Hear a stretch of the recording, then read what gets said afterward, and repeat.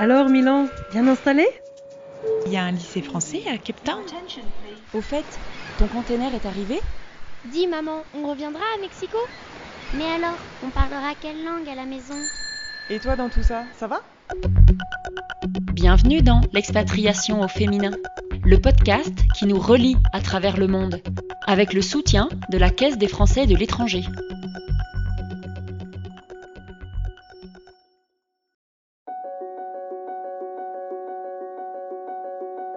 Au final, qu'est-ce que ça apporte l'expat? Je voudrais finir avec un des verbatims qui m'a le plus touchée, sans doute même le plus touchée depuis que je mène des enquêtes pour le baromètre expat communication. C'est cette femme, il y a quelque temps, qui finissait l'enquête en disant « Mari parti, enfant envolé, pas de boulot et je ne regrette rien ». Et bon, moi, comme j'ai un cœur d'artichaut, j'en avais plus que les larmes, plus qu'au bord des yeux. Mais surtout, ce qui m'a touchée, c'est pas tant de l'émotion que j'ai eue en pensant à tout ce que cette femme avait dû vivre et que je ne pouvais qu'imaginer. C'était ce « je ne regrette rien ». Et c'est pour moi un des grands mystères de l'expat, des choses les plus extraordinaires, de se dire qu'est-ce qui peut mériter qu'au prix de son couple, de cette solitude, de sa carrière même, cette femme a eu l'impression de s'être révélée, de cette découverte en expat. Qu'est-ce qui peut valoir ce prix? Et c'est peut-être aussi pour ça qu'on part, pour répondre à cette question. Et si ce guide peut contribuer à mieux comprendre ces enjeux, c'est super.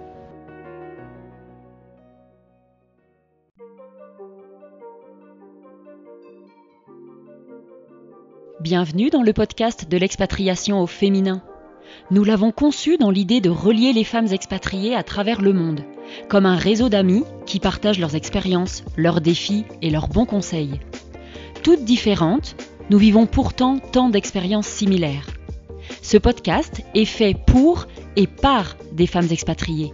Je m'appelle Amélie Faux et j'habite Mexico. Vous entendrez dans ce podcast les témoignages de femmes expatriées partout dans le monde. Nous ferons aussi intervenir les coachs de la Coach Academy d'Expat Communication pour apporter leur éclairage, leur expertise. Je ferai aussi intervenir des médecins, notaires, des personnes de la CFE. Car ce podcast bénéficie du soutien de la CFE qui assure la protection sociale des Français partout dans le monde. Pour cet épisode, nous échangeons avec Marine Guillermou, autrice du guide de l'expatriation au féminin, à télécharger sur femmexpat.com, qui vit à Amsterdam. Bonjour Marine. Bonjour Amélie.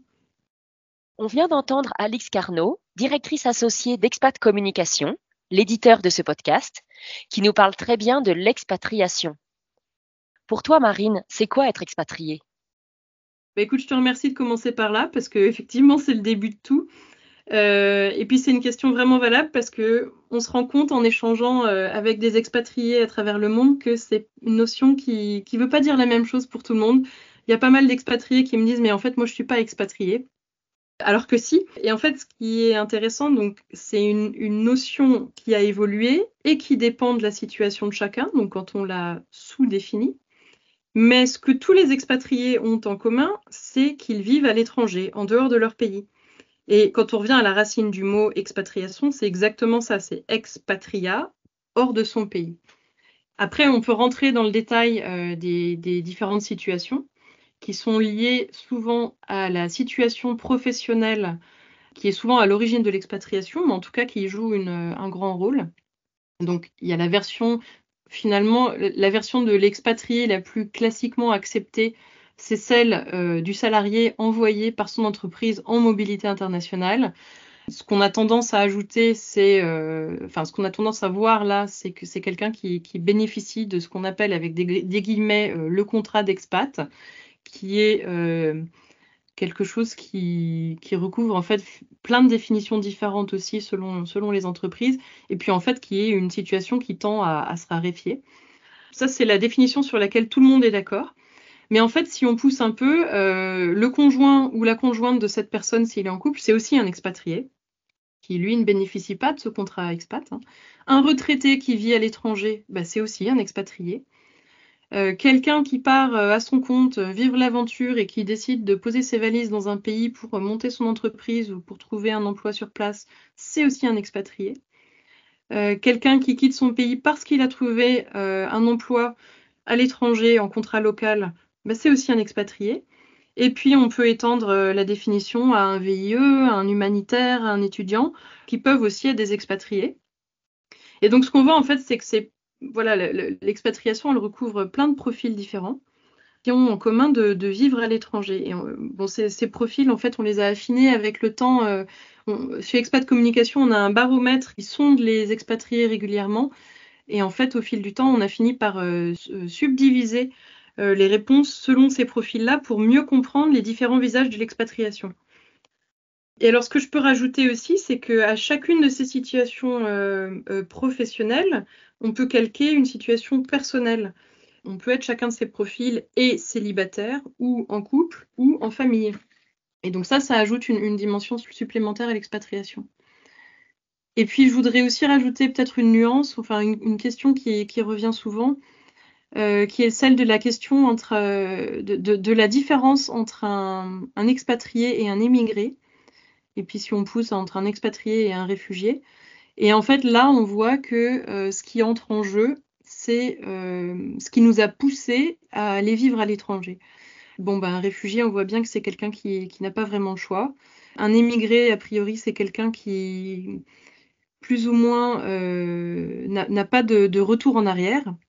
Et en fait, ce qui nous amène à ajouter à l'expatriation cette notion de temporalité, en fait, de durée. Et c'est qu'au moment du départ, on ne coupe pas les ponts avec son pays d'origine et on part pour une durée qui peut être définie au départ ou pas. Mais en tout cas, il est possible que ce séjour à l'étranger ait une fin et qu'on revienne dans son pays d'origine. Et donc, en fait, je pense que ça c'est une notion importante à intégrer, qui est la question de la durée du passage à l'étranger, enfin de l'expatriation. J'ai demandé à Alix Carnot, directrice associée d'Expat Communication, pourquoi on avait décidé de sortir le guide de l'expatriation au féminin. Voici sa réponse. Pourquoi est-ce qu'on a voulu faire ce guide ? Peut-être que le déclencheur, ça a été ces cas d'échecs ou de difficultés violentes de certaines femmes qu'on a pu accompagner au retour d'expatriation. Je pense notamment à cette femme en Chine qui avait suivi son compagnon, qui n'était pas son mari, qui a été extrêmement malade et en même temps, concomitamment, son mari finalement s'est marié avec une autre femme, donc elle s'est retrouvée seule, sans métier, sans retraite, malade à l'autre bout du monde, dans une situation d'immense précarité à tous égards. Et ça, c'est un cas, c'est pas des cas très fréquents, hein, je vous rassure, mais néanmoins, c'est des cas qui existent et pour lesquels, si elles avaient su avant, si elles avaient été mieux préparées, il y avait des jalons à poser qui auraient permis que la situation ne descende pas aussi bas. Donc, première raison, limiter les cas dramatiques. Une autre raison, c'est il y a beaucoup de femmes qui ne sont pas du tout des cas dramatiques, mais qui passent par des périodes difficiles parce que l'expat leur apporte pas tout ce qu'elles voudraient, parce que sur le plan professionnel, elles galèrent. Ces cas, vous savez, où il y en a pas mal qui entendent de leur mari ou de leur famille, ah, mais t'es jamais contente, t'aurais pourtant tout pour être heureuse. Oui, mais c'est pas vrai. En expat, on n'a pas tout pour être heureux. On a plein de choses super positives. Et puis, on a des défis à relever. On a des épreuves aussi. Et le fait de savoir que ça fait partie du package, de comprendre à quel point c'est le parcours classique et qu'il y a des bonnes pratiques qui permettent de mieux vivre ça, c'est indispensable. On peut éviter tellement de larmes inutiles que voilà une des raisons pour lesquelles on a fait ce guide. Et puis, il y a aussi ces femmes qui explosent de vie, qui ont des super aventures, qui ont des parcours ultra inspirants.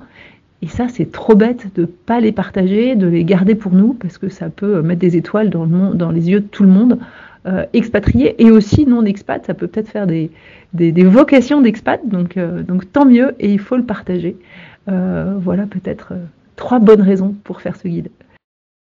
Alix, qu'on retrouvera dans d'autres podcasts, et plus particulièrement celui sur les couples en expatriation. Et donc c'est toi, Marine, qui as écrit ce guide de l'expatriation au féminin. Peux-tu nous en dire un peu plus ? Oui, avec plaisir. Ce guide de l'expatriation au féminin, c'est un peu le manifeste d'Expat Communication et de femmexpat.com. En fait, cette entreprise qui a été créée il y a 20 ans par Corinne Tucula et Sabine David, dès son origine, l'idée, c'est d'accompagner les femmes expatriées, donc les femmes en expatriation, quelle que soit leur situation. Femmexpat.com, c'était ça, c'était le magazine de l'expatriation au féminin, et puis Expat Communication a plein de services d'accompagnement en général des expatriés, mais avec toujours un focus sur la femme, sur le couple, etc. Et en fait, de la même manière qu'il existe 1000 façons d'être expatrié, il y a aussi 1000 façons d'être une expatriée, donc une femme en expatriation. Donc ça se conjugue avec les mêmes catégories de situations professionnelles que je viens de t'exposer, et les mêmes catégories de situations personnelles, qu'on soit entrepreneur au féminin, puis qu'on soit en couple, en solo, qu'on soit jeune diplômé, qu'on soit maman, qu'on souhaite le devenir, ou alors qu'on laisse ses enfants grands derrière soi, qu'on parte à l'étranger en célibat géographique ou au sein d'un couple homosexuel, etc. En fait, toutes ces situations d'expatriation, elles prennent une teinte encore différente, elles apportent une teinte encore différente à l'expérience de l'expatriation, comme une couche en plus. Et donc ce guide, en fait, on a voulu le faire, mais un peu comme le dit Alix, et je peux qu'être d'accord avec elle, c'est pour parfaire notre accompagnement des femmes en expatriation. Donc quand je disais c'est un peu notre manifeste, c'est ça, c'est un peu le condensé de 20 ans de travail, et puis ça a mobilisé des femmes, voilà, toi et moi aujourd'hui, et puis des femmes coachs, médecins, et puis surtout avec tous ces témoignages de dingue qu'on a recueillis pour le podcast à travers le monde. Alors justement, la grande nouveauté, c'est que le guide de l'expatriation au féminin se décline en podcast. Et je te propose d'écouter un petit florilège de témoignages de femmes expatriées. En fait, c'est un peu comme une bande-annonce des épisodes à venir.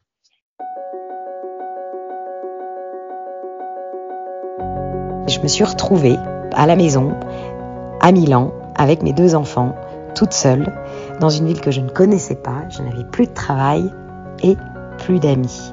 Gros moment de solitude. Moi, je débutais ma carrière de sage-femme, et donc la perspective d'être sage-femme en Arabie Saoudite, ça m'a tout de suite plu. Et voilà, et j'ai découvert que les femmes, il y a beaucoup de Saoudiennes qui sont tatouées, qui ont des piercings, qui sont super épilées, qui sont hyper modernes en fait, tu vois, derrière la baya, etc. Et ça, si tu veux, forcément, ça dédramatise complètement. Ça normalise vachement plus les gens. Et du coup, si j'étais restée dans mon campand, etc., j'aurais complètement fantasmé un peu cette vie, les pauvres, les malheureuses, avec, on voit que les niqabs et tout. Alors qu'en fait, il y a plein de femmes qui sont pas si différentes de moi. Et ça, en étant sage-femme, tu vois des choses qu'il y a beaucoup d'expats qui voient jamais, en fait. Donc c'est très difficile parce qu'on est seul, donc il faut se faire un avis. On n'est pas avec son compagnon pour pouvoir aussi exprimer ce qu'on ressent. Non, c'était toujours et votre mari, il travaille pour quelle société? Donc c'était assez compliqué. J'avais l'impression d'être un ovni en fait. Et il y avait une communauté de Mormons à Hagerstown, là où on était, tellement gentils, accueillants, qu'après je les repérais à 300 km à la ronde, parce que tous les gens hyper gentils que je rencontrais dans la ville, tu pouvais être sûr qu'ils étaient Mormons. Et le dernier accouchement, qui est le plus joli, c'est celui qu'on a fait à Mexico. Cet accouchement, on a voulu le faire à la maison. Ce qui nous fascine effectivement à Mexico, c'est qu'on peut choisir complètement et très simplement comment donner naissance. Des témoignages super émouvants qu'on retrouvera dans chaque épisode. Alors pour faire ces podcasts, on est parti du guide de l'expatriation au féminin. Peux-tu nous en dire un peu plus sur le contenu ? Donc ce guide, donc je dis le guide, mais en fait c'est aussi les podcasts, comme tu l'as dit, puisque les podcasts font écho au guide. Il est composé de 10 chapitres, donc on aura 10 thèmes de podcast. Donc on aura les classiques évidemment, protection sociale, santé de la femme, maternité. On aura des chapitres un peu plus profonds, qui nous touchent peut-être un peu plus à cœur. Donc là je vais les énumérer, mais donc c'est droits locaux et mœurs, en gros la notion de réfléchir à ses propres valeurs et à ce sur quoi on est prêt à arbitrer, entre guillemets. L'expatriation en solo, pour nous, c'est un chapitre fondamental pour accompagner ces femmes qui ont le courage de partir célibataires. Le pendant, c'est l'expatriation en couple, qui est un gros cheval de bataille chez Expat Communication. On va parler de la vulnérabilité de l'expatrié et eux. Encore une fois, un sujet qui nous tient vraiment à cœur et que depuis 20 ans, on a eu le temps de creuser. Et puis, on a des sujets peut-être un peu plus légers, voire futiles, mais pas tant que ça, en fait. Donc, les rencontres et les relations en expatriation, c'est vraiment ce qui fait le sel de l'expatriation. Trouver sa place en expatriation, ce sur quoi finalement... en fait, c'est pas le nerf de la guerre, mais comment dire, c'est notre objectif, quoi. Quand on part, on veut se sentir bien, on veut se sentir à sa place et on veut revenir grandi. Et tout ça, c'est la question de trouver sa place. Et puis un chapitre que j'ai personnellement eu beaucoup de plaisir à traiter, qu'on a appelé Se sentir belle, qui peut être perçu comme futile ou superficiel, mais finalement qui l'est pas, parce qu'il parle de notre rapport à notre image et à notre corps. Et finalement, quand on vit à l'étranger, c'est notre premier miroir, et en fait, ça fait vraiment partie de l'expérience.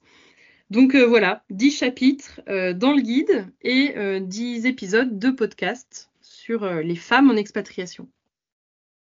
Merci beaucoup Marine, j'étais vraiment ravie d'accueillir celle qui a écrit ce guide de l'expatriation au féminin et j'espère que ça va donner envie à nos auditrices d'écouter nos prochains épisodes. Merci Amélie, c'était un plaisir de rédiger ce guide et puis de faire ces podcasts avec toi. J'espère que ça sera utile comme tu le dis. Et puis honnêtement, j'attends le retour des auditrices et des lectrices avec impatience. Ce podcast est produit par Expat Communication, l'éditeur de femmexpat.com, avec le soutien de la Caisse des Français de l'étranger.